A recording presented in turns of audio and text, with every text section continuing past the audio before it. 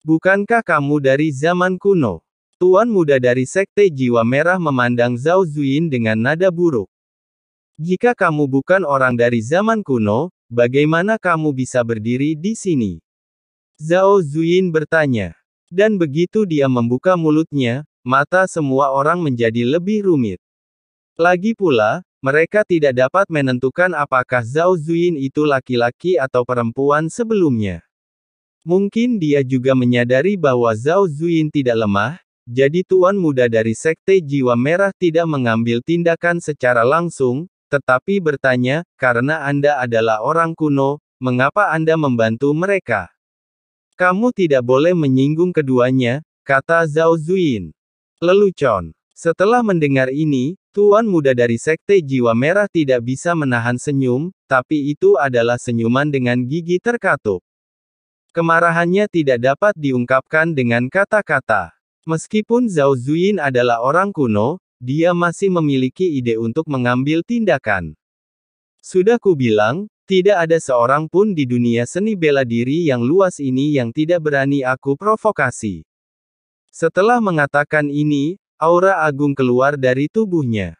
Tekanannya sangat kuat, dan hampir semua jenius junior yang hadir merasakan penindasan yang menyesakkan. Karena tingkat kultivasinya telah melampaui tingkat dewa dan mencapai tingkat dewa sejati kelas 1. Ya Tuhan, apakah dia berada di alam dewa sejati? Dia benar-benar mencapai alam dewa sejati pada usia junior. Bukankah itu berarti bahkan orang jenius seperti Chu Feng pun rentan terhadapnya? Jenius kuno. Apakah itu berbeda dari jenius kontemporer kita? Merasakan budidaya tuan muda dari Sekte Jiwa Merah, para junior kontemporer sangat panik dan merasakan banyak kegembiraan di hati mereka. Zaman dulu dan sekarang, meski belum resmi berperang, namun setiap orang mempunyai kesadaran bahwa pasti ada pertarungan antara zaman dahulu dan zaman sekarang. Meski ada pertarungan sesungguhnya, kekuatan generasi tua adalah kuncinya. Namun kelebihan dan kekurangan generasi muda juga bisa mengungkap kekuatan zaman dahulu dan masa kini. Yang terpenting di zaman para dewa ini, generasi muda adalah kuncinya. Setelah merasakan ketakutan dan keterkejutan di mata semua orang, tuan muda dari Sekte Jiwa Merah menjadi lebih bangga. Ingat, jangan biarkan ambisi orang lain menghancurkan prestise Anda sendiri. Kata-kata itu jatuh, dan dengan keras, dia benar-benar menjatuhkan bebannya, tekanan luar biasa menyerang Zhao Zuyin. Tapi kemudian, langit berguncang. Di sisi kuno, semua junior roboh ke tanah, dan bahkan tuan muda dari Sekte Jiwa Merah mundur beberapa langkah. Satu-satunya yang bisa menstabilkan sosoknya adalah Zhao Zuyin. Pada saat ini, orang-orang menyadari bahwa tingkat kultivasi Zhao Zuyin juga telah mencapai tingkat dewa sejati. Siapa kamu? Tuan muda dari Sekte Jiwa Merah bertanya dengan suara serius. Orang-orang dari Sekte Jiwa Merah tidak layak mengetahui siapa saya, kata Zhao Zuyin.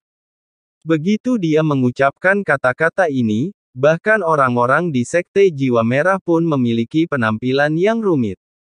Kemarahan semua orang yang masih marah sebelumnya mulai mereda, dan mereka tidak bisa tidak melihat ke arah tuan muda dari Sekte Jiwa Merah. Mereka panik. Pihak lain tidak hanya memiliki tingkat budidaya dewa sejati, tetapi dia juga mengabaikan mereka sepenuhnya. Bukan hanya mereka, tetapi tuan muda dari Sekte Jiwa Merah yang kehilangan muka tidak mengambil tindakan lagi. Sebaliknya, dia bertanya, apakah Anda dari Istana Pedang Surgawi? Namun mendengar kata-kata Istana Suci Tianjian mengingatkan kembali ingatan Chu Feng. Ketika ras kuno menyerang Zhou Tianhe, Chu Feng mengetahui dari junior kuno bahwa Istana Suci Pedang Surgawi adalah eksistensi yang relatif kuat di antara kekuatan ras kuno yang diketahui. Chu Feng belum pernah mendengar tentang Sekte Jiwa Merah sebelumnya. Tapi menilai dari reaksi tuan muda dari Sekte Jiwa Merah, mereka sepertinya sedikit takut dengan Istana Pedang Surgawi. Tapi saat ini, cahaya bersinar di kehampaan. Kekuatan penghalang di atas kehampaan telah dikumpulkan, dan semua orang dapat merasakan bahwa kekuatan yang kuat akan segera muncul di atas kehampaan. Pada saat ini, semua orang tidak dapat mempedulikan hal lain dan memusatkan pandangan mereka pada kehampaan. Pada akhirnya, kekuatan agung penghalang itu diringkas menjadi dua bendera, dengan tulisan kontemporer dan kuno masing-masing tertulis di atasnya. Benderanya awalnya berukuran besar dan bisa menutupi langit. Tiba-tiba menghilang. Semua orang bingung pada awalnya, tapi segera mata mereka tertuju pada Chu Feng dan Zhao Zuyin. Meskipun tuan muda dari Sekte Jiwa Merah mengenakan topi bambu, dia bisa merasakan matanya sangat tidak senang. Ternyata saat ini, sebuah bendera muncul di atas kepala Chu Feng dan Zhao Zuyin. Meski panjang bendera ini hanya terlihat lebih dari 3 meter. Kecuali beda ukuran, tampilannya sama persis dengan yang di atas Void. Jelas sekali, itu adalah bendera kehampaan yang menyusut dan mendarat di kepala Chu Feng dan Zhao Zuyin. Yang di atas kepala Chu Feng adalah bendera masa kini, sedangkan yang di atas kepala Zhao Zuyin adalah bendera kuno. Tiba-tiba, bendera itu berkibar, dan kemudian terdengar suara dari bendera itu. Apakah kamu bersedia menjadi orang yang membawa bendera itu? Apa manfaatnya? Namun dia tidak mendapat respon apapun. Sebaliknya, bendera itu mulai menjadi ilusi. Rasanya bendera ini akan hilang jika Chu Feng tidak setuju. Jadi Chu Feng mengulurkan tangan dan meraih bendera itu ke tangannya. Apapun manfaatnya, dapatkan dulu baru dibicarakan. Setelah bendera diambil, kekuatan mengalir ke tubuh Chu Feng. Di saat yang sama, cahaya khusus juga muncul di tubuh Chu Feng.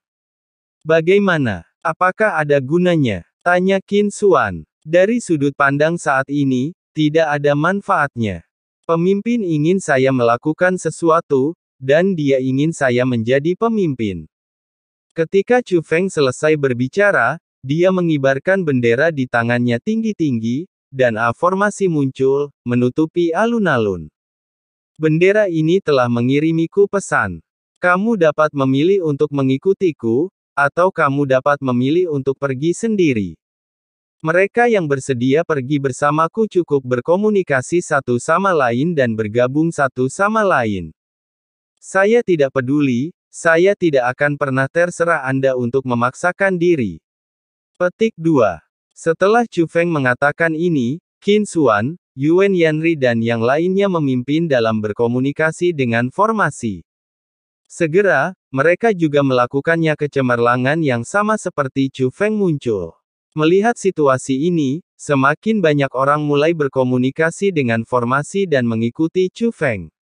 Bahkan di antara mereka yang mulai menjauhi Chu Feng, ada yang mulai mencoba berkomunikasi.